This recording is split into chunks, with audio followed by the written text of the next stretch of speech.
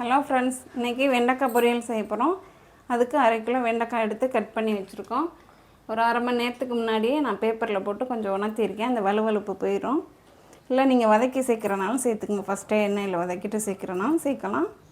நான் பேப்பரில் போட்டு வச்சு நல்லா அந்த வலுவலுப்புலாம் போயிடுச்சு. 1 ஸ்பூன் கடலை மாவு வச்சுக்குவோம். தாளிக்க கருவேப்பிலை வச்சுருக்கோம். ஸ்டவ் ஆன் பண்ணிக்குவோம். பாத்திரம் சூடாகட்டும். கடாய் சூடாயிடுச்சு. நம்ம 3 ஸ்பூன் எண்ணெய் ஊற்றிக்குவோம்.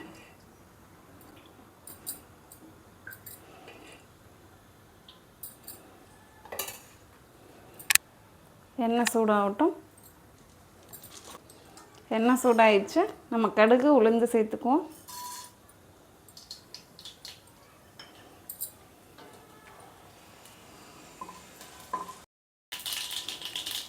கருவேப்பிலை போட்டுக்குவோம்.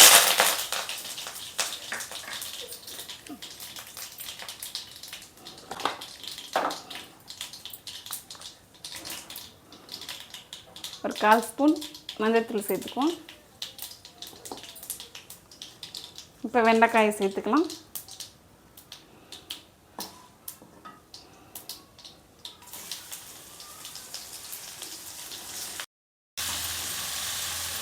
நம்ம கடுகுலேருந்து கருவேப்பிலை போட்டு தாளிக்கையிலே நம்ம மஞ்சள்தூள் சேர்த்துக்கணும் எண்ணெயில். அதுக்கப்புறம் தான் வெண்டைக்காய் சேர்த்துக்கணும்.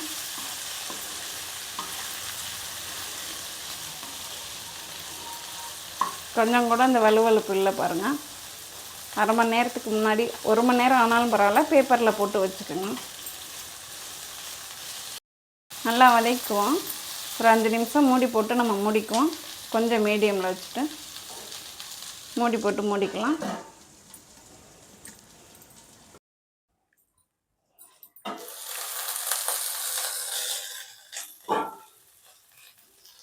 ஒரு 5 நிமிஷம் வதக்கியிருக்கோம்.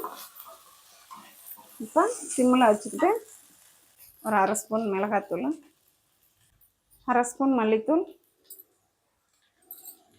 நம்ம உப்பு இப்போ சேர்க்க வேணாம், ஏன்னா வெண்டைக்காய் சீக்கிரம் வதங்கிடும், சுருங்கிடும். நமக்கு 1/2 கிலோ செஞ்சோம்னா 1/4 கிலோ கூட வராது, அந்தளவுக்கு ஆகிடும். அதனால் நம்ம இன்னும் கொஞ்சம் நேரம் கழித்து உப்பு சேர்த்துக்குவோம். இது 1/2 வேக்காடு வேகட்டும் நல்லா. அப்போ உப்பு சேர்த்தோம்னா கரெக்டாக இருக்கும். மூடி போட்டு மூடிக்குவோம்.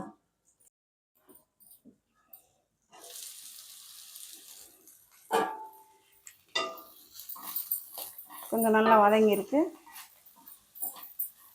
இப்போ உப்பு சேர்த்துக்குவோம்.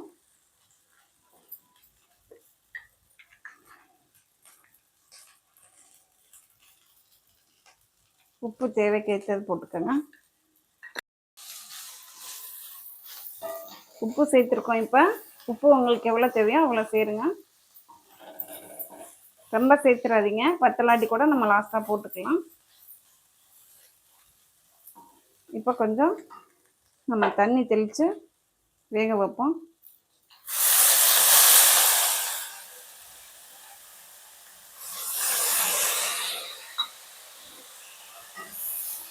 உப்பு, காரம், மல்லித்தூள் எல்லாம் நல்லா சேர்ந்து ஃப்ரை ஆகும். இருக்கட்டும், நம்ம மூடி போட்டு மூடிக்குவோம். அது காய் நல்லா வேகட்டும்.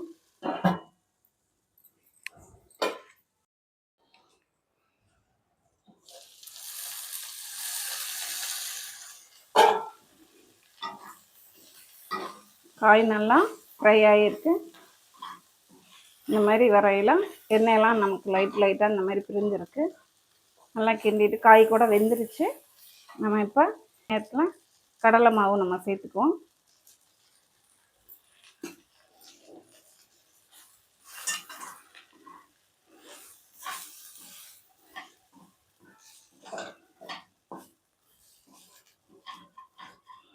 அதுக்கு தான் நம்ம 3 ஸ்பூன் எண்ணெய் ஊற்றணும், கடலை மாவு சேர்க்குறனால.